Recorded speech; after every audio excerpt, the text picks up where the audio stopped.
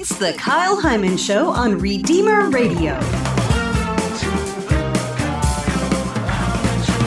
A humble person knows who they are before God. And having that security, I don't have to go seek praise from other people. I don't even necessarily need other people to love me because my confidence is rooted in something much deeper. It's time for Catholic Games, the show that helps you learn something about the faith while having some fun. And now, here's your host, me. Welcome to Catholic Games. I'm Kyle Heimann, and joining me is Joel Stepanek from Life Teen and also author of the book Chasing Humility, 8 Ways to Shape a Christian Heart. I'm excited to talk about humility with you, Joel. Good to have you Who here. isn't excited to talk about humility? Very few people. Very few people. Yeah, humility, everybody's favorite virtue, right? Absolutely. And the one that everybody's like, oh, you got to grow in humility. But we can't talk about humility because then you're not humble.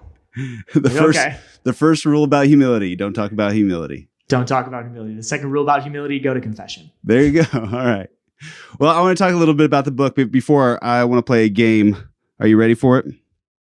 I think so. I'm as ready as my heart is going to be, I think, at this point. Oh, your heart. That's what it takes. It's your heart. All right. This is a game that I'm calling Getting Humility Backwards. Okay. So in your book, you talk about the 8 essential aspects of shaping a Christian heart. 8 ways to shape a Christian heart. Okay. And so I've been studying these different things, and I also recorded myself saying these 8 different things, and then I reversed the recording of me saying these 8 different things. And you cannot tell what I'm saying. This is so hard. If you can guess the virtue, I guess, or the aspect on the reversed thing alone, I am going to be so impressed. I also have antonyms, since we're kind of talking about the opposite of, the reverse of. I have antonyms of the word, just according to Google searches, which it's hard because some of them have like the same antonyms because they're right. There's a little bit of overlap from one to another. But thought this would be a good way for us to kind of break down a little bit and also talk about maybe in some ways that humility is not something that we practice. So yeah. If you're ready, we'll see how this goes. I think I used to do this with records in my parents' house. Yeah. Playing backwards and see if there's a secret message. So I might actually be better at this than you think. So you've been practicing. Maybe I'll hear something weird. All right. You were born for this. It's a latent skill. A latent skill. All right. Here we go. Let's go. Let's go. All right. The first aspect. Listen closely.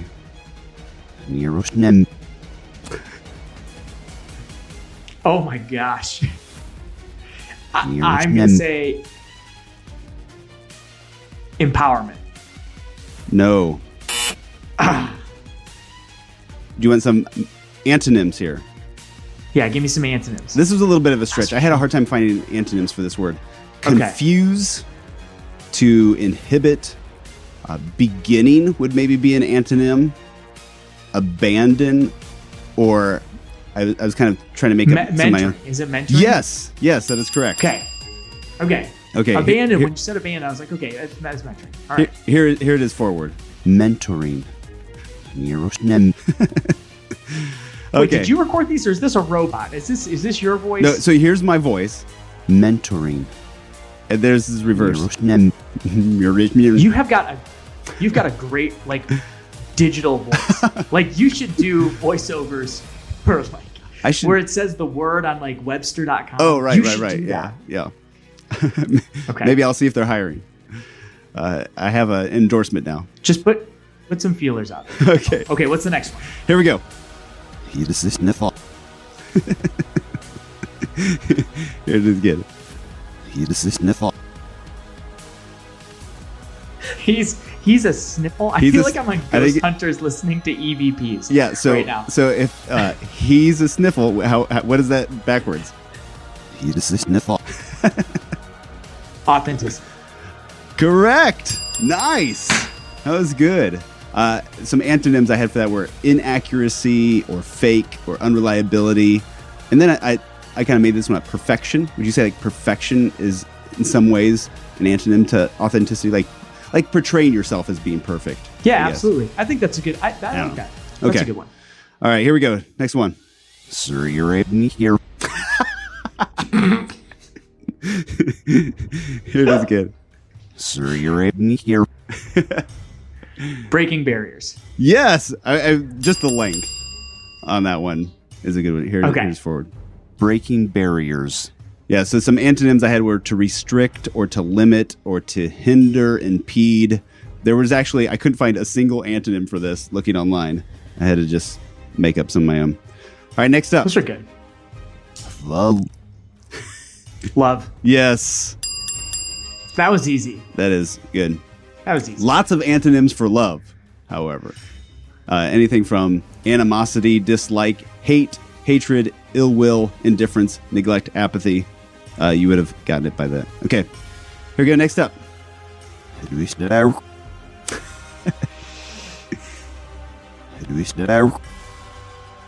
Ooh, that's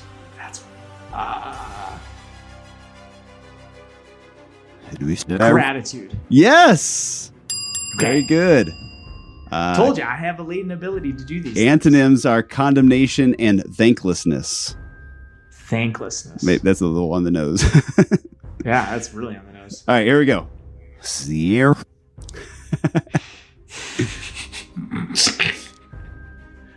This is really a 1 in 8 multiple choice, and the options get lesser and lesser as we go. Praise. Praise. Yes.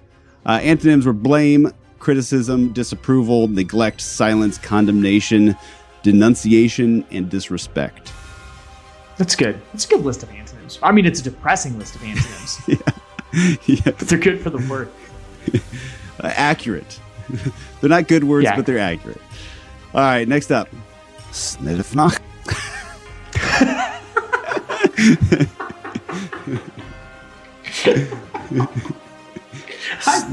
I forgot. Sniffnach. I've forgotten what I've said. Confidence? Yes. Have I said confidence? Yes, confidence. All right. Antonyms for confidence: doubt, fear, hesitation, irresolution, uncertainty, weakness, cowardice, timidity, apprehension, distress. There's a ton of them. Yeah. All right. Okay, Last one. See if you can process elimination or actually be able to understand it. Remember what? Empowerment. Remember what? I see. I would have gotten empowerment. Really? Empowerment. Oh, I think I would have. easy to say. Whatever. I'm counting syllables. I think that's what I've been doing. Is I've been sort of like trying to listen for the syllables in reverse. Right. And that's helped. Yeah. All right. Well, congratulations. You are a winner of the first and probably the last time we ever play Getting Humility Backwards. That was a good game. I like that. But I think so often in reading a lot of what you've written about humility, we do get humility wrong. And I think there's a lot of misconceptions about it. And even whenever we talk about those 8 different things, I think especially things like confidence seems to be the opposite of humility. Like that seems like it'd be an antonym. Can you maybe break that one down for us? How is being humble also being confident? Yeah. Confidence comes from knowing who we are. And this stems really from authenticity too. But like, if I know who I am in the Lord and my security in God's love for me and concern for me and desire for me to be holy, I then can approach my faults and not let those things destroy me, but they become like opportunities for growth into becoming who God wants me to be. Mm-hmm. And a humble person knows who they are before God. And having that security, I don't have to go seek praise from other people. I don't have to fill myself up with like getting affirmed from other people. I don't even necessarily need other people to love me because my confidence is rooted in something much deeper.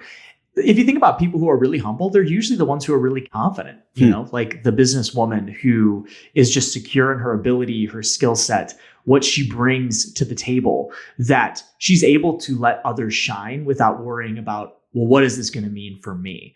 And so a confident person, I don't think you can be humble if you're not confident, because without confidence, humility turns into self-deprecation. So how is that confidence different from the confidence of the business person that has no humility and it's all pride? And they're, we see this a lot of times in people that are very successful, yes, there's a lot of people that are humble, but there's also a lot that are just full of pride, and it's kind of an ego thing. So what's the difference between that confidence and a humble confidence? Yeah, because you're trying to prove it. I think that's the thing, is a person who's like really good at something doesn't need to prove it. Like they're so good that they don't need to show you how good they are. It just sort of speaks for itself. Like they're so rooted in their ability in that way. And I think that's the thing. When you see somebody who's overconfident or constantly bragging or constantly trying to seek the praise of others, it's because they're not insecure about who they are. Like that's like, I feel like a middle school cliche, of like, oh, those kids just don't like you because they're worried about how cool you are. Thanks, Mom. Yeah. But I think there's a lot of truth to that. But like, I can be humble and I don't get freaked out. Like when somebody else is successful, football guy, love the Green Bay Packers. Several years ago, it was the last game of the season against the Detroit Lions. It was a game that Green Bay did not need to win, right? So they pulled Aaron Rodgers out of the game. Matt Flynn goes in, backup quarterback, and he breaks records that still have not been broken. Like the most touchdowns in a Packer game, he broke that record. Like most like yardage, I'd have to go back and look up with it, but he breaks records. And Aaron Rodgers is excited for him. He's not like upset, like, oh, I should have played that game. Those should be my records. Right. Because Aaron Rodgers is great and he's confident in his ability. So he's humble enough to let someone else have the spotlight. Yeah. And I think like that's why confidence is key to humility, because it lets other people in. Well, it's such a good book, and I think it's helpful for anybody who's struggling with these things. Or, I mean, I think we all need to admit that this is something that we can grow in for sure. So where should people go to get a copy of the book, find more of what you're up to? Yeah, you can go find the book on Amazon or go get it directly from the publisher, Ave Maria Press. And then if you want to catch up with me, I'm on the gram. So go follow me on Instagram. That's my place these days. Yeah. Is it LT_? It's LT_J Stepanek. It's a username that was created without thinking about the ease of finding that username for people. So LT_J Stepanek. If you type in Joel Step, you'll I'm sure it'll pop up. Yeah. And is it joelstepanek.com? It's got talks and stuff like that and links to the book as well. Yeah, got some talks, links. If you want to, serve together and bring me out to speak, there's a link there too. All right. Chasing Humility, 8 Ways to Shape a Christian Heart. Check it out. Get a copy for you and your friends. Buy it for your school. Give it to all the kids, especially like high school, middle school. Get a copy for everybody. Get them all. Do small groups. It's great. All right. Thank you so much, Joel. Appreciate it. Yeah, Cal. Thanks. Talk to you soon. If you have any suggestions, comments, or words of affirmation, shoot us an email, show@kyleheimann.com. And until next time, remember to leave room for the Holy Spirit.